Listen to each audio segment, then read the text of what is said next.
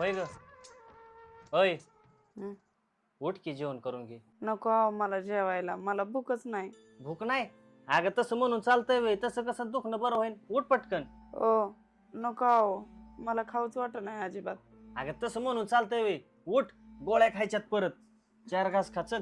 मला भाकरीच खाऊ वाटत नाही अहो. तसं डोळं झाकून खायचं थोडं थोडं.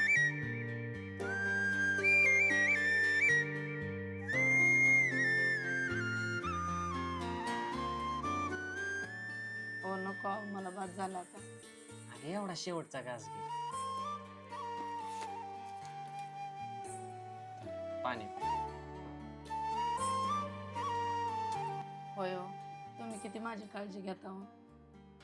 अगं तुझी काळजी घेणं माझं कामच आहे. तुला एक सांगू का, ज्यावेळेस तुला लग्न झाल्याच्या नंतर मांडव दारातून इकडं आणत होतं का, त्यावेळेस तुझे वडील एवढ्या गर्दीतून माझ्याकडे आले आणि मला म्हणले, माझी मुलगी माझ्या काळजाचा तुकडा आहे बरं का, तिची काळजी घे. असं म्हणल्याच्या नंतर त्यांचे ते शब्द माझ्या काळजात गेले. माझंच मन भरून आलं.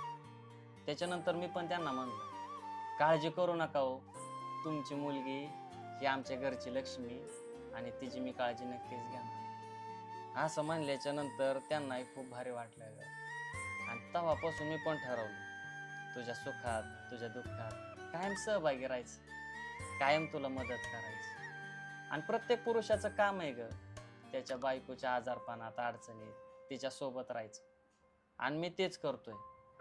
आणि मी तुझं जे काळजी घेतोय ना, मी तुझ्यावर उपकार करत नाही, ते माझं कर्तव्य पार पाडतोय. म्हणूनच मी तुझी सेवा करतोय बघ. आणि बाकीचा प्रश्न विचारत नको बसू. ही गोळी धर आणि आराम कर पाहिला.